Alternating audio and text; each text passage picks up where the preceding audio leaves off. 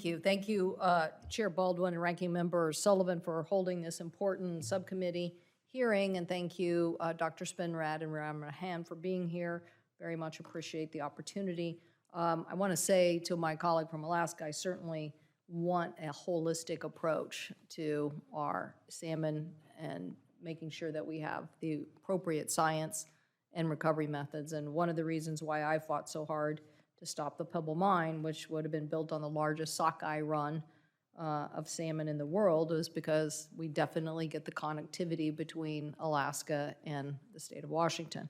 But my colleague's point is correct. We have to invest in all sorts of activities to make sure that we are robust in our approach. I do want to talk, Dr. Spinrad, about NOAA and the distribution of hatchery funds. You know, one of the issues I think is the Inflation Reduction Act really was a shot in the arm, in my opinion, to where we are with our hatcheries, but it's only the beginning. And so I think we really need an established permanent program for infrastructure on our hatcheries to ensure the long-term sustainable management investment will continue. And I understand that NOAA is consulting with tribes on this, but I want to get your feedback on how we make this a long-term investment and what we need to continue to do. Yeah, thank you, Chair Cantwell, for that question, and appreciate the dialogue with you and your staff throughout this. I want to be very candid and upfront with respect to the tribal component on IRA, and as I stated a little earlier in my testimony here, we can do better. And in fact, I think at the end of the game, the fact that we now have within IRA $390 million, or 15% of the resources going to tribal activities, not just with respect to hatcheries, and of course the largest federal investment in hatcheries restoration we've ever seen, but also in some of the habitat restoration capacity building work as well. Because we have begun this as a result of the consultations, and I might add the listening sessions, 5 of which we conducted during June, we have a much more active and interactive dialogue with the tribes. And I think I want to take your question under advisement because I want to see what comes out of these listening sessions, what comes out of the proposed efforts associated with the hatchery repairs and maintenance, and be able to come back to you and say, based on that investment, based on the plans, based on what we're hearing from the tribes, this is the sort of sustainable long-term effort that we need. And that's something that I'll take as a get back, but until we have that further interaction, and oh, by the way, now that we're working with the Bureau of Indian Affairs also on this, I'd like to get their perspective on how to build this as a sustainable effort. I'm going to say something that's going to kind of shock people. I need to understand that the Biden administration understands tribal consultation. We in the West understand it, but we're spending an enormous amount of time trying to make sure this administration understands it as well. So I hope that it doesn't take more listening sessions because we've already forced Commerce to have many listening sessions. And, you know, I would say that, as you said, there's more work to be done there. And I don't understand. I don't know if it's like some historical perspective that people are missing. I don't know what it is, but we got to do better. So will you commit to a permanent hatchery infrastructure program? Do you think that's wise? At this point, I want to get more information about what a permanent hatchery infrastructure program might look like, and I don't have that information, but I will commit to getting back to you with a perspective on that once we're better informed. Okay, well, let me ask you this. How important do you think hatcheries are to our efforts in sustaining salmon?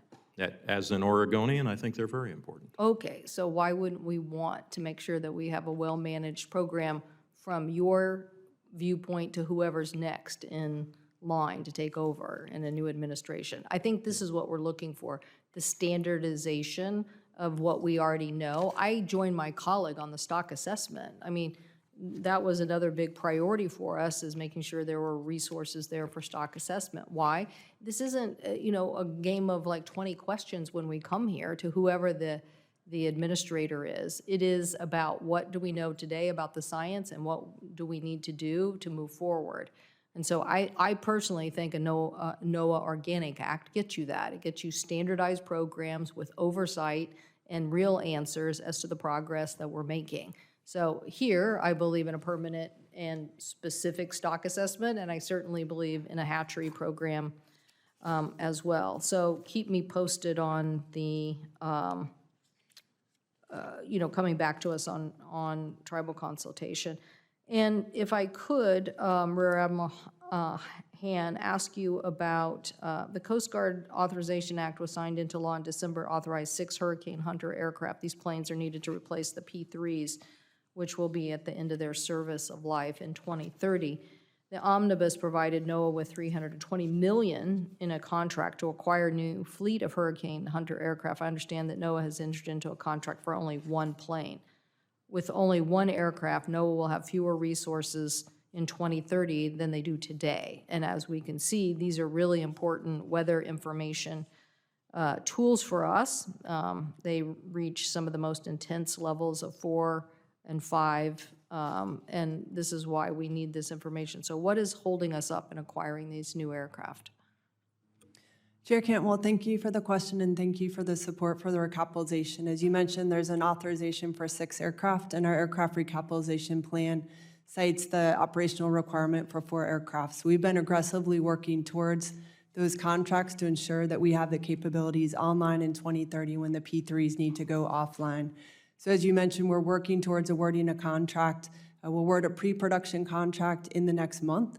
So that will be 1 aircraft with an option for at least 3 more aircraft, and a production contract in early 2024, fiscal year 24, for the full production contract. So working with the manufacturer Lockheed Martin, that spaces us in their production schedule to ensure we can get through the building of the aircraft, the extensive modifications, instrumentation that we do to collect that data, and have at least 2 of the aircraft online and operating by 2030 when the P3s go offline.